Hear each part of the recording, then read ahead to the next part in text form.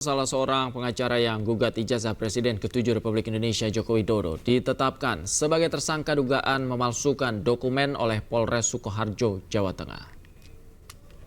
Gandeng aku mantan wartawan aku mbak atur apa ya? Pas kasus Lanjar sampai melaku banter aku tak angkati masa itu. Zainal Mustafa telah ditetapkan sebagai tersangka buntut laporan Asri Purwanti yang dilayangkan 16 Oktober 2023 silam. Zainal diduga memalsukan dokumen akademik dengan menggunakan nomor induk mahasiswa dan transkrip nilai milik mahasiswa Universitas Muhammadiyah Surakarta. Surat tersebut kemudian ditelusuri pelapor dengan bersurat ke Lembaga Pelayanan Pendidikan Tinggi Wilayah Jawa Tengah. Hasil penelusuran menunjukkan Zainal lulusan Universitas Surakarta Unsa pindahan dari UMS. Kemudian pelapor menelusuri dan bersurat ke UMS. 13 Mei 2020 pelapor mendapat jawaban bahwa nomor induk mahasiswa yang digunakan Zainal Mustafa bukanlah milik terlapor, namun atas nama Anton Wijanarko. Atas perbuatannya Zainal dijerat pasal 263 ayat 2 KUHP tentang penggunaan surat palsu dengan ancaman hukuman penjara maksimal 6 tahun. Bahwa Polres Sukoharjo betul sekali telah menetapkan tersangka ZM diduga melakukan tindak pidana menggunakan surat palsu yaitu dokumen kuliah, di mana ZM ini menggunakan NIM mahasiswa yang sudah drop out yang digunakan untuk pindah kuliah dari UMS ke UNSA. Kami layangkan surat panggilan sebagai tersangka. Nanti semoga saya bisa hadir untuk kami giat untuk pemeriksaan.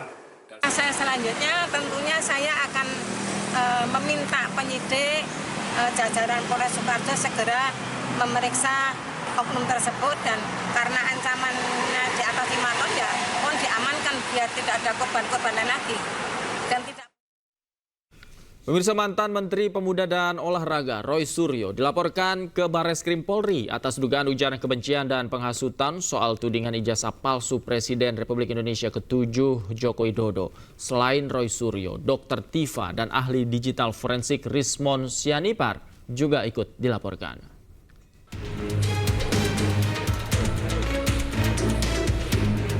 Perhimpunan Advokat Pradi Persatu melaporkan sejumlah pihak ke Barreskrim Polri atas dugaan ujaran kebencian dan penghasutan soal tudingan ijazah palsu Presiden RI ke-7 Joko Widodo.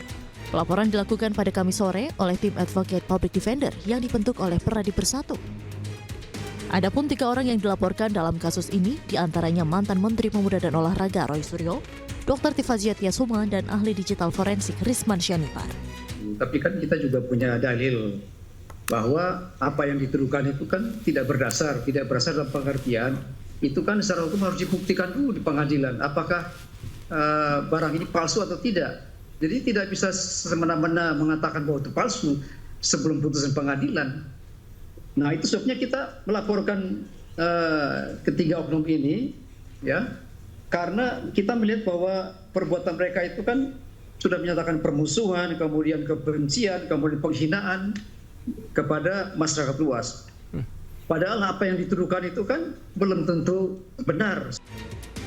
Salah satu terlapor, Rismon Sianipar, yang merupakan ahli digital forensik, menyampaikan pelaporan dirinya ke polisi merupakan risiko perjuangan untuk mengungkap kebenaran.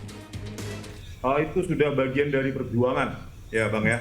Bagian dari perjuangan dan risiko yang sudah dikalkulasi. Kalau kita mengungkapkan kebenaran ilmiah, pasti banyak pihak-pihak yang tidak terima, ya Bang ya. Jadi itu kita sedang konsultasi ke tim pengacara, ya. Apakah kita nanti akan lapor balik atau tidak itu? Ya, karena bagi kami kebenaran ilmiah itu mendewasakan dan mencerdaskan bangsa justru tanpa narasi-narasi yang dikarang-karang.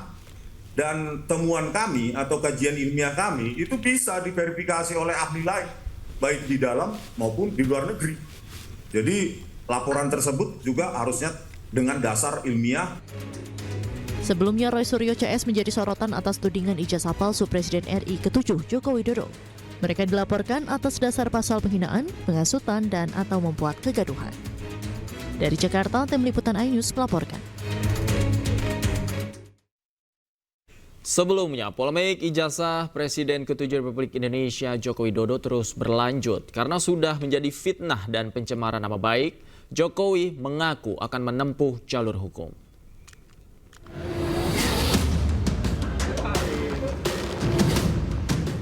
Polemik ijazah Presiden ke-7 RI Joko Widodo terus berlanjut. Mantan orang nomor 1 Republik Indonesia tersebut akan menempuh jalur hukum karena sudah menjadi fitnah dan pencemaran nama baik dirinya. Joko Widodo menyebut dirinya siap menunjukkan ijazah asli jika diminta hakim pengadilan dalam persidangan. Joko Widodo menyebut seluruh permasalahan ijazahnya telah diserahkan kepada tim kuasa hukumnya dan tinggal menunggu langkah-langkah berikutnya. Semuanya tolong ditanyakan kepada tim kuasa hukum saya.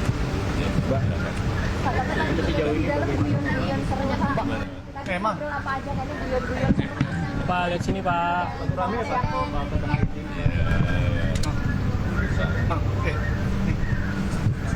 Ya, nanti akan. Ya, langsung aja kok. Meski demikian, menurut kuasa hukum Joko Widodo, Yakub Hasibuan, Joko Widodo belum memberikan instruksi secara langsung kapan akan melayangkan tuntutan, meski nama-nama calon terlapor sudah diberikan kepada Joko Widodo. Ya, jadi sementara ini memang sudah ada 4 orang yang kami lengkapi semua dokumen dan bukti-buktinya. Kapan dugaan tindak pidana dilakukan, di mana dugaan tindak pidana dilakukan, dengan metode apa dugaan tindak pidana dilakukan, dan sebagainya.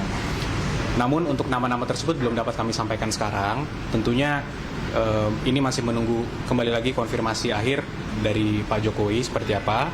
Namun jika nanti kami dapat arahan dari Bapak untuk melanjutkan langkah hukum ini, tentunya kami akan sampaikan. Yakub juga memastikan persiapan berkas pelaporan ke-4 orang tersebut sudah mencapai 95%. Bahkan pihaknya juga sudah mengumpulkan saksi-saksi untuk perkara ini. Tim Liputan iNews melaporkan. Pemirsa, sidang perdana perkara ijazah palsu dan mobil SMK dengan tergugat Presiden Republik Indonesia ke-7 Joko Widodo digelar di Pengadilan Negeri Solo Kamis siang.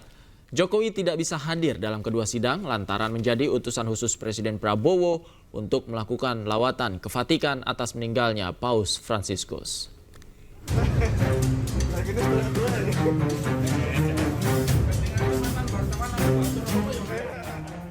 Sidang perdana gugatan keaslian ijazah Presiden ke-7 Republik Indonesia Joko Widodo berlangsung secara terbuka di Ruang Suryadi Pengadilan Negeri Solo pada Kamis 24 April.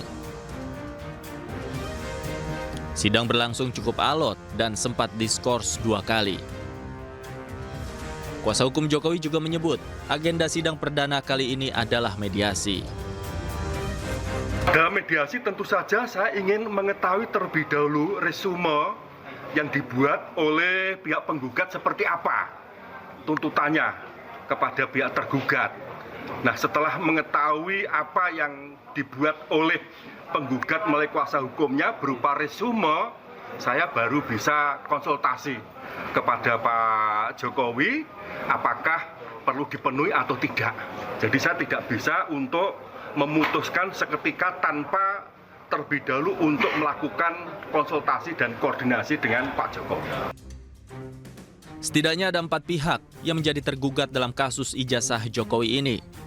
Selain Jokowi sebagai tergugat 1, kemudian ada KPU Kota Solo sebagai tergugat 2, SMA Negeri 6 Solo sebagai tergugat 3, dan Universitas Gadjah Mada sebagai tergugat 4.